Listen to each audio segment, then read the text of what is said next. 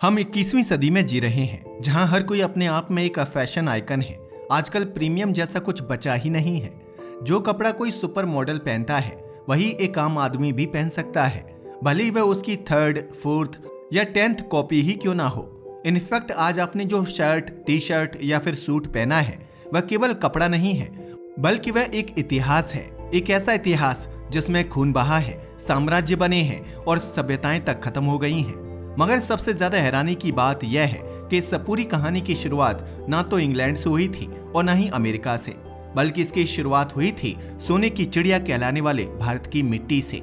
In fact आज से 2 सदी पहले तक जो यूरोपियंस भारत को सपेरों का देश कहते थे, उस दौर में वे खुद जंगलों में थे।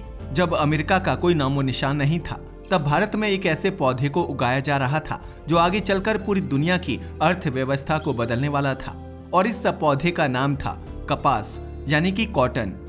मगर सवाल ये है कि आखिर कैसे यह कॉटन का गोल्डन थ्रेड भारत के हाथ से खिसक कर यूरोप और अमेरिका तक पहुंचा?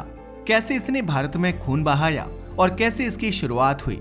आज की इस पूरी कहानी को जानने के लिए आपको हमारी वीडियो को अंत तक देखना होगा। तो चलिए डिटेल में जानते हैं, क्योंकि आज हम आपको बताएंगे कि कैसे कपास ने दुनिया को जोड़ा, कैसे गुलामी को जन्म दिया और कैसे यही धागा आजादी का प्रतीक बन गया। मगर असली सवाल यह है कि अगर कपास भारत में पैदा हुआ, तो इंडस्ट्रियल रिवॉल्यूशन इंग्लैंड में क्यों हुआ? इसका जवाब भी आपको आगे मिलेगा। आज की बात करें तो आज हम कपड़ों को फैशन समझते हैं, लेकिन कभी यह सर्वाइवल टेक्नोलॉजी हुआ करती थी। दरअसल यह बात बहुत पहले की है, जब इंसान अफ्रीका से बाहर निकला और अलग अलग महाद्वीपों तक पहुंचा। तो सबसे पहले अगर उसे कुछ महसूस हुआ तो वह थी ठंड। ठंड से बचने के लिए उसने जानवरों की खाल, पेड़ पौधों के पत्ते पहनना शुरू कर दिया। मगर असली क्रांति तब आई जब इंसान ने धागा बनाना सीख लिया, क्योंकि धागा सिर्फ कपड़ा नहीं था, वह ताकत था, हुनर था और टेक्नोलॉजी की नींव था। और यहीं से शुरू हुआ सभ्यता के असली विकास का सफर। ऐसे ही समय गुजरता गया और फिर आया साल 1974। साल 1974 को एक ऐतिहासिक साल माना जा सकता है। पता है क्यों? दरअसल ऐसा इसलिए क्योंकि फ्रांस के आर्कियोलॉजिस्ट ने पाकिस्तान के बलूचिस्तान में एक जगह खुदाई की थी, और वह जगह थी मेहरगढ़। मेहरगढ़ यानी सिंधु घाटी सभ्यता से जुड़ा एक बहुत महत्वपूर्ण स्थल। और तभी उन्हें एक कब्र में कुछ तांबे के मोती मिले। ये मोती दिखने में तो बिल्कुल साधारण लग रहे थे, लेकिन ये ना तो साधारण थे और ना ही सामान्य। इनके अंदर कुछ ऐसा छुपा था जो इतिहास को बदलने वाला था। मगर उस टाइम पर ज्यादा टेक्नोलॉजी नहीं थी, इसलिए इसके बारे में ज्यादा जानकारी नहीं मिल पाई। ऐसे ही समय बीतता गया और 2002 में इनकी माइक्रोस्कोपिक जांच की गई, और जो सामने आया उसने इतिहास को बदल कर रख दिया। ऐसा इसलिए क्योंकि इन मोतियों के अंदर कपास के फाइबर्स मौजूद थे। क्या? जी हाँ, आपने सही सुना। सिंधु घाटी सभ्यता लगभग 8000 साल पुरानी मानी जाती है। तो इसका मतलब हुआ कि आज से लगभग 8000 साल पहले भारत के लोग कॉटन का इस्तेमाल कर रहे थे। जी हाँ, जरा सोच कर देखिए, जब दुनिया के कई हिस्सों में लोग अभी भी पत्थरों और जानवरों की हड्डियों से बने औजारों पर निर्भर थे, तब भारत के लोग कपास का धागा बना रहे थे, वो भी इतना महीन और सुंदर। लेकिन सवाल यह है कि आखिर भारत दुनिया की पहली टेक्सटाइल इंडस्ट्री बना कैसे? इस कहानी को समझने के लिए हमें हड़प्पा सभ्यता की ओर लौटना होगा। अगर हड़प्पा सभ्यता की बात करें तो यह एक ऐसी सभ्यता थी जिसने जीतने के लिए हथियारों का नहीं, बल्कि अपने विकास और व्यवस्था का सहारा लिया। यहाँ ना तो किसी विशाल सेना के ठोस प्रमाण मिलते हैं और न ही किसी तानाशाही राजा का स्पष्ट उल्लेख।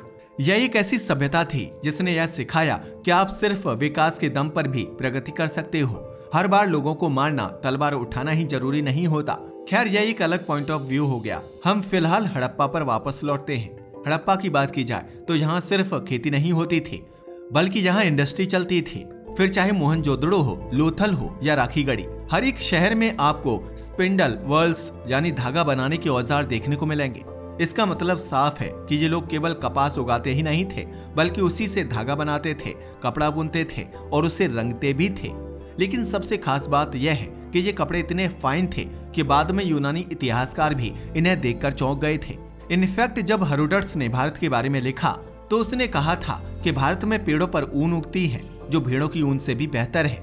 हालांकि यहाँ यह बताना जरूरी है कि हेरोडोटस कभी भारत नहीं आया था।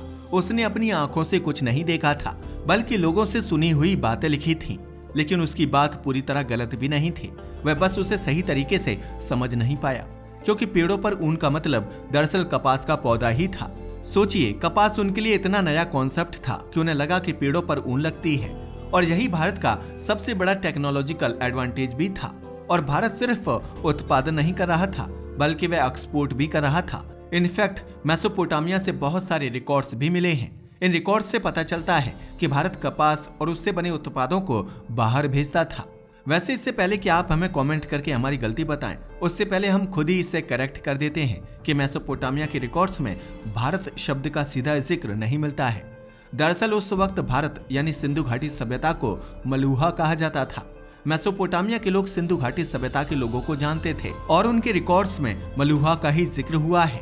इसका मतलब साफ है कि उस समय भी भारत एक स्टेबलिश्ड ट्रेड नेटवर्क का हिस्सा था। इसके बाद कहानी में एंट्री होती है व्यापारियों की। व्यापारियों ने इस कपास और उससे बने कपड़ों को दुनिया के अलग अलग हिस्सों तक पहुंचाया और यहीं से शुरुआत हुई ग्लोबलाइजेशन 1.0 की। इससे आपको अंदाजा लग ही गया होगा कि भारत में कपास की कहानी कितनी पुरानी है। ऐसे ही समय गुजरता गया और अब बात करते हैं 17वीं सदी की। 17वीं सदी वह समय था जब यूरोप ने पहली बार भारतीय कपड़े को बड़े स्तर पर देखा और सच मानिए इस कपड़े को देखकर वे सच में हैरान रह गए थे, क्योंकि भारतीय कपड़ा बहुत हल्का, रंगीन और बेहद मुलायम होता था। इनफैक्ट यूरोपियंस ने इससे पहले इतना बेहतरीन कपड़ा कभी देखा ही नहीं था। सबसे बड़ी बात यह थी कि यह कपड़ा न केवल बेहतर था बल्कि सस्ता भी था। यूरोप के लोग इसे देखकर इतने अफेक्टेड हो गए कि भारतीय कपड़े की डिमांड तेजी से बढ़ने लगी। लेकिन यही चीज यूरोप के लोकल टेक्सटाइल उद्योग के लिए खतरा बन गई। स्थिति इतनी गंभीर हो गई कि 17वीं सदी के अंत तक लंदन में दंगे तक होने लगे। फिर 1700 से 1721 के बीच ब्रिटेन में कई कानून बनाए गए जिनके तहत भारतीय कपड़ों पर प्रतिबंध लगा दिया गया। अब आप खुद सोचिए, किसी देश के कपड़े से पूरा यूरोप डर गया था। लोगों ने यहाँ तक कहा कि वे भारतीय कपड़ा पहनने के बजाय अपने ही खराब कपड़े पहनना पसंद करेंगे, क्योंकि भारतीय कपड़ा उनके लोकल उद्योग को खत्म कर रहा था। इसी दौरान यूरोप में मशीनों का विकास शुरू हुआ। जेम्स हारगिव्स और रिचर्ड आर्कराइट जैसे आविष्कारकों ने टेक्सटाइल मशीनों को विकसित किया। हम पढ़ते हैं कि इंडस्ट्रियल रिवॉल्यूशन यूरोप में हुआ था, लेकिन इसका एक छुपा हुआ सच भी है। असल में इन मशीनों का विकास काफी हद तक भारतीय कपड़े से कंपटीशन करने के लिए हुआ था। जब यूरोप भारतीय कपड़े की क्वालिटी एंड प्राइस से मुकाबला नहीं कर पाया तो उसने टेक्नोलॉजी का सहारा लिया। यानी जब कंपटीशन नहीं जीता जा सका तो रूल्स और टूल्स दोनों बदल दिए गए। अब कहानी का सबसे दर्दनाक हिस्सा शुरू होता है।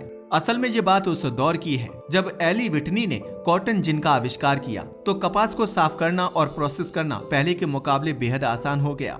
लेकिन खेती के लिए अब भी भारी मात्रा में मजदूरों की जरूरत थी और यहीं से शुरुआत हुई अमेरिका के स्लेवरी सिस्टम की। लाखों अफ्रीकी लोगों को जबरदस्ती अमेरिका लाया गया और खेतों में काम करवाया गया। इनफैक्ट 1860 तक अमेरिका दुनिया के करीब 75% कॉटन का एक्सपोर्ट कर रहा था। यानी एक छोटा सा पौधा इंसानों की गुलामी का कारण बन गया था। अगर भारत की बात करें तो इस दौरान ईस्ट इंडिया कंपनी का आगमन हो चुका था। उन्होंने भारतीय बुनकरों को कर्ज में फंसाना शुरू कर दिया। उन्हें सस्ते दाम पर कपड़ा बेचने के लिए मजबूर किया गया, जिसकी वजह से धीरे धीरे बुनकर बेरोजगार होते गए और भारत की पारंपरिक टेक्सटाइल इंडस्ट्री कमजोर पड़ने लगी। इसके अलावा ढाका की मलमल, जो दुनिया का सबसे महीन कपड़ा मानी जाती थी, उसे भी लगभग खत्म कर दिया गया। वह इतनी महीन होती थी कि कहा जाता था कि एक पूरी साड़ी अंगूठी से भी निकल सकती थी। अब आंकड़ों की बात करें तो 1785 में भारत दुनिया के लगभग 25% मैन्युफैक्चरिंग का हिस्सा था, लेकिन धीरे धीरे यह हिस्सा गिरता चला गया। इसके बाद आता है साल 1861, जब अमेरिका में सिविल वॉर शुरू हुई। इस युद्ध के कारण अमेरिका से कॉटन की सप्लाई रुक गई थी, जिसकी वजह से ब्रिटेन ने भारत की तरफ रुख किया। इसी दौरान मुंबई में कॉटन बूम आया। लोग तेजी से अमीर बनने लगे, लेकिन जैसे युद्ध खत्म हुआ यह बूम भी खत्म हो गया और बाजार क्रैश हो गया। इन्हीं हालातों में मुंबई में बॉम्बे स्टॉक एक्सचेंज की शुरुआत हुई। अब कहानी का सबसे इंस्पायरिंग हिस्सा आता है। यह वह दौर था जब महात्मा गांधी भारत लौटे थे। उन्होंने समझ लिया था कि अंग्रेजों को हराने के लिए उनकी ही इकोनॉमिक सिस्टम और टेक्नोलॉजी पर चोट करनी होगी।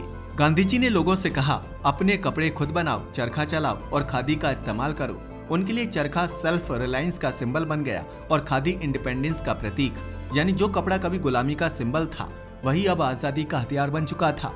अगर आज की बात करें तो आज भारत दुनिया के सबसे बड़े कॉटन प्रोड्यूसर्स में से एक है। आज भी करोड़ों लोगों की आजीविका इससे जुड़ी हुई है। बीटी कॉटन जैसी टेक्नोलॉजीज ने प्रोडक्शन को और बढ़ा दिया है, लेकिन इसके साथ ही कई चुनौतियां भी सामने आई हैं, जैसे एनवायरमेंटल इम्पैक्ट और किसानों की समस्याएं। मगर चाहे जो भी हो, इतिहास हमें यह याद दिलाता है कि एक साधारण सा पौधा यानी कपास कैसे पूरी दुनिया की दिशा बदल सकता है। कैसे इसने दुनिया को जोड़ा, फिर तोड़ा, गुलामी को जन्म दिया और आखिरकार आजादी का रास्ता भी दिखाया। तो अगली बार जब आप कोई नई शर्ट खरीदें तो याद रखिए यह सिर्फ कपड़ा नहीं है, बल्कि करीब 8000 साल पुराना इतिहास है। एक ऐसा इतिहास जिसने सभ्यताओं को जोड़ा, उन्हें तोड़ा और इंसानियत को आजादी की राह तक पहुंचाया। सबसे खास बात, इस कहानी की शुरुआत भारत से हुई थी और यह आज भी खत्म नहीं हुई है। तो यह थी कहानी कपास की।